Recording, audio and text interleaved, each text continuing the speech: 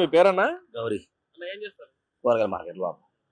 అన్న మరేంటి ఈ రోజున తిరుమల తిరుపతి దేవస్థానంలో సిట్టు విచారణలో కూడా కల్తీ జరిగిందని చెప్పి వస్తే, కానీ ఇటు పక్కన వైసీపీ నాయకులు జగన్మోహన్ రెడ్డి గారు కానీ వైసీపీ నాయకులు అందరూ కూడా అసలు కల్తీయే జరగలేదని చెప్పి వాళ్ళు మాట్లాడుతున్నారు. అసలు ఎలా చూడొచ్చు అంటారు వాళ్ళు చేసిన వ్యాఖ్యల్ని?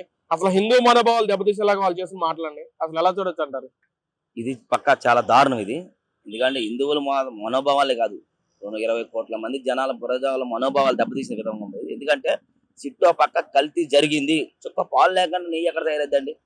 అసలు ఏ ప్రపంచంలో ఉంది అసలు చుక్క పాలు లేకుండా నెయ్యి తయారవడం? కేవలం ఎంత జరగలేదని మనోభావాలు దెబ్బతీయడానికి, జనాలని మభ్యపెట్టడానికి తప్ప జరగలేదని చెప్పలేకపోతున్నారు వీళ్ళు. నిన్న నేషనల్ మీడియా కూడా అడిగింది, ఏం జరిగింది, జరిగిందా లేదా, జరిగిందా లేదంటే మీ ప్రధాన అధికారి చెప్పలేకపోయాడు. ఎందుకంటే జరిగింది. నిన్న ఎందుకో రీసెంట్ గా పేరు నాని కలవడానికి వెళ్తే, జోగి రమేష్ కలవడానికి వెళ్తే రోజా కూడా అదే మాట్లాడింది, దేవుడితో ఆడుకున్నాం మనం, ఏంటి ఇది జరిగింది, ఆయన ఏం చేస్తాడో భయపడిపోతున్నాం అని. నిజం ఒప్పుకున్నారుగా, మీ బాబాయే చెప్పాడు అవినీతి చేశాము జరిగింది అని. ఇంకా జరగలేదు ఎంతకని మభ్య పెడతారు ప్రజల్ని? ఇది కేవలం ప్రజల్ని మభ్య పెట్టడానికి, మీ బ్యాంకు ఓటింగ్ కాపాడుకోవడానికి, హిందూ ఓట్లు కాపాడుకోవడానికి.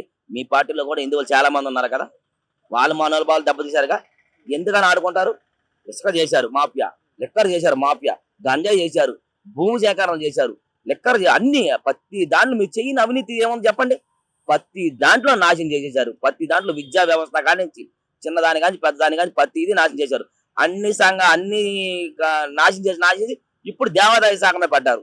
దేవాదాయంలో కూడా అవసరం అండి, దేవుడితో ఆడుకున్నారు. ఇంతమంది ముఖ్యమంత్రులు మారారు, ఇంతమంది ప్రజాప్రతినిధులు మారారు, ఎవరు చేయలేని పని మీరు చేశారండి. ఇంతకన్నా దారుణమైనది ఎక్కడ ఉంటుందండి? ఇంత అన్యాయం ఎక్కడ జరిగిద్దా? ఇంత దారుణమా? అంటే అసలు మేము కల్తీ ఏం చేయలేదు, చంద్రబాబు తన రాజకీయ సులభం కోసం ఇలా చేస్తానంటే అసలు హిందూ మనోభావాలు తన దేవాలయాల దృష్టికి అసలు మేము ఏ రోజు వెళ్ళలేదు అని చెప్పి అంటా ఉన్నారన్న, ఏం చెప్తారు మరి? ఇవన్నీ పార్టీల కోసం పక్కన పెట్టండి, కల్తీయే జరగలేదు అన్నది నిదర్శనం. ఇది ఒరిజినల్ కల్తీ జరిగింది. ఎందుకంటే గతంలో మేము లడ్డూ తీసుకుంటే ఇంట్లో పెట్టుకున్న 10-15 రోజులు ఈజీగా ఉండేది. అక్కడి నుంచి అక్కడికి వచ్చేలో వాసిపోయేది, బూజు పెట్టేసేది. దేనికని మీకు కల్తీ జరగలేదు? క్లియర్ గా కనబడుతుంది కదా, మేము ఎన్నోసార్లు మేము వెళ్ళాం చూసాం కదా. ఎంతకంటే దారుణం ఎక్కడ ఉండదు? కల్తీగా జరగలేదు. మేము అప్పటికే అనేవారం, ఏంటి లడ్డు తేడా ఉంది ఆ గవర్నమెంట్. అలా లేదే, ఈ గవర్నమెంట్ లేని ఎంత తేడా వస్తుంది అనుకోని చాలా మంది మేము ఇచ్చిన వాళ్ళు కూడా అదే మాట అనేవారు. ఇంత తేడా వస్తున్న టైంలో మీరు కల్తీగా జరగలేదు అలా చెప్తారు? ఇవాళ ప్రతి ఓళ్ళు అడుగుతున్నారు ఈ కల్తీ జరిగిందని. మీరు చెప్పలేకపోతున్నారు ఎందుకని కల్తీ జరగలేదని? మనోభావాలు, హిందువుల మనోభావాలు దెబ్బతీయడం కోసం, మీరు అక్రమాలు, మీరు ఉనికిని కాపాడుకోవడం కోసం మీరు కల్తీ జరగలేదని చెప్తున్నారు. కానీ మీ బాబాయ్ కానీ రోజా కానీ ప్రతి ఓళ్ళు కూడా ఇది కల్తీ జరిగిందని ఒప్పుకున్నారు, దొరడానికి దొరికిపోయారు. ఇంకా మీరు కప్పిపుచ్చుకోవడం కోసం, కావాలని రాష్ట్ర ప్రజల్ని కాపాడుకోవడం కోసం, మీ ఓటు బ్యాంకింగ్ కాపాడుకోవడం కోసం చేస్తున్నారా తప్ప దీంట్లో మాత్రం కల్తీ జరగలేదని ఏదీ లేదు. దేవుడు అన్నీ చూస్తాడు. ఇప్పటికే మిమ్మల్ని 11లో కూర్చోబెట్టాడు, రానున్న రోజుల్లో ఆ ఒకటి కూడా రాకుండా చేస్తాడు. అది డెఫినెట్ గా గుర్తుపెట్టుకోండి జగన్మోహన్ రెడ్డి గారు. వాళ్ళకి దేవాదాయాల మీద ఏమీ లేదు, వాళ్ళకి ప్రేమలు లేవు. ఎందుకంటే వాళ్ళకి ఎప్పుడు గతంలో రథాలు తగలబెట్టారు, విగ్రహాలు చోరీ చేశారు. విగ్రహాలు చోరీ చేస్తే విగ్రహాలేగా చోరీ చేసింది, అది అంత కోట్లు సంపాదించేస్తామా అని ఎగతాలు చేసిన మాటలు ఉన్నాయి.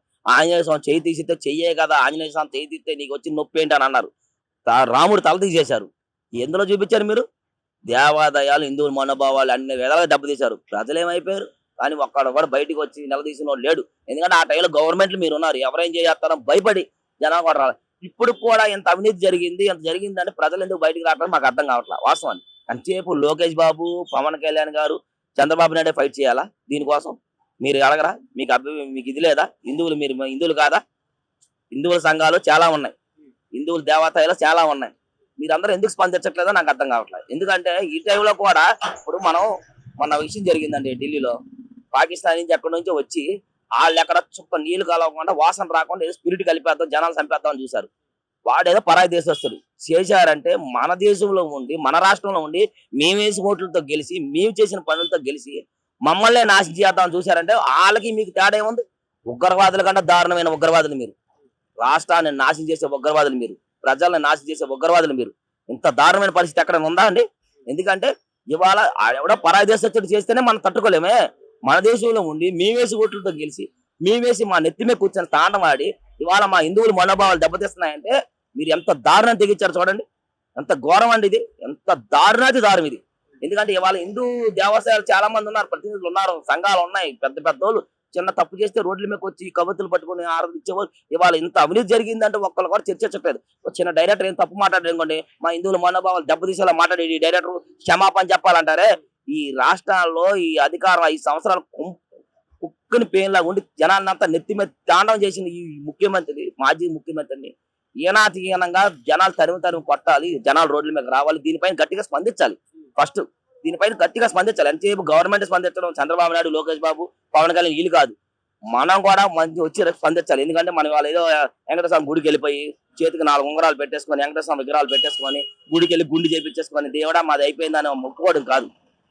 హిందూ దేవస్థానాలు కానీ ఏదైనా కానీ వెంకటేశ్వర స్వామి కాదు, ఏ దేవుడైనా సరే మన హిందువులకు మాయు పట్టు దేవుడు మనకన్నీ చేసేది. అలాంటిది మీరు ఇలాంటి తరుణంలో అంటే సిటీ విచారణలో కూడా 250 కోట్ల పైచీలకే జరిగింది, అవినీతి జరిగిందని చెప్పి విచారణలో కూడా చూసాము. ఓ పక్కన వైసీపీ వాళ్ళేమో అసలు కల్తీ ఏం జరగలేదు, అసలు 8 కోట్లు ఎలా దోచుకుంటారని చెప్పి వాళ్ళు మాట్లాడుతున్నారు. జగన్మోహన్ హయాంలోనే 50 కోట్లు వెచ్చించి గిరాములు కూడా తీసుకొచ్చారు. అసలు అంత చేసిన మనిషి కల్తీ ఎలా చేస్తారని చెప్పి వైసీపీ నాయకులందరూ మాట్లాడుతున్నారు. ఏం చెప్తారు మరి? ఆవులు తీసుకురావడం అనేది అది దేవస్థానం ట్రస్ట్ అండి. ఆవులు ఎవరైనా తీసుకొస్తారు, మేము తీసుకొస్తాం, పెడతాం, దానికోసం కాదు. ఇప్పుడు ఇంత అవినీతి జరుగుతున్నాం కాబట్టి కప్పిపుచ్చుకోవడం కోసం ఇలాంటివన్నీ చేస్తున్నది. ఇలాంటివన్నీ చేయబట్టి ఇలా జరుగుద్ది. మనం ఆల్రెడీ అమూల్ కంపెనీ చుక్క నెయ్యి లేకుండా, చుక్క పాలు లేకుండా వచ్చిన నెయ్యి ఏంటండి? ఎక్కడైనా ఉందా? మాకు తెలియదు, చెప్పండి మీరు. జగన్మోహన్ రెడ్డి గారు మీకుందా? చుక్క పాలు కలవకుండా వచ్చే నెయ్యి ఎక్కడ ఉంది? ఎక్కడ తయారు చేస్తున్నారు? ఏ కంపెనీ తయారు చేస్తారు చెప్పండి? అమూల్ కంపెనీ తయారు చేసిందా? అమూల్ కంపెనీ తయారు చేసి చెప్పిందా మీకు? రసాయనికంలో బాత్రూములకు వాడే రసాయనం కలపడం ఏంటండి? అంత దారుణం ఏంటండి? ఏ తిరుపతి దేవస్థానం అంటే ఆసమాషాల? దేవుడితో ఆటల? మీరు ఆడిన ఆటలన్నీ ఆడారు. దేవుడితో ఆటలు అవసరమా మీకు? ఆడారుగా, కబ్జాలు చేశారు. జగన్మోహన్ రెడ్డి గారు ప్రెస్ మీట్ పెట్టి మాట్లాడారు. ఆవు ఏదైనా కల్తీ పదార్థాలు తింటే కల్తీ జరిగింది, పాలు కూడా కల్తీ అవుతుందని చెప్పి మాట్లాడారు. మరి ఇప్పుడేమో అసలు కల్తీ జరగదని చెప్పి అంటారు. ఏం చెప్తారన్న? మత్స్యమితు లేనివాడు కొంచెం టాబ్లెట్లు వాడాలి. ముఖ్యంగా మత్స్యమితు లేదు ఆయనకి. టాబ్లెట్లు వేసుకోమనండి, టయానికి టాబ్లెట్లు వేసుకోమనండి. ఎందుకంటే వాళ్ళు అన్ని అక్రమాలు చేశాడు, ప్రతిదీ అక్రమాలు చేశాడు. ఆవు కల్తీ తినడం, ఆవు తినడం ఏంటండి? ఆవు ఏం తింటది? గడ్డి తింటది, లేదా కాయగూరలు తింటది. ఆవు నేసి తినడం ఏంటి? ఆవు కల్తీ నెయ్యి తాగిందా? కల్తీ నెయ్యి తినిందా? ఆవు మీద తోటి ఏంటంటే గతంలో ఒక మాట, ఇప్పుడు అసలు కల్తీ జరగలేదు అనమాట. మీకు మాటలకి మీకే విచ్చట్లేదు, స్పందన లేదు. అసలు ఏం జరుగుతుంది? ఏమనంటేనేమో కులాలు రోడ్ల మీద తీసుకొస్తారు. ఏమనంటే ఇప్పుడు కులం ట్రాక్ ఎక్కిస్తున్నారు. ఇప్పుడు కులం మా కులం వాడు, మా కులం వాడు. ఇలా గతంలో కూడా టీడీపీ హయాంలో ఇలాగే కుల సంఘ మీటింగ్ పెట్టి అక్కడ కూడా వెళ్తున్న ట్రైన్ తగలబెట్టిపోయారు.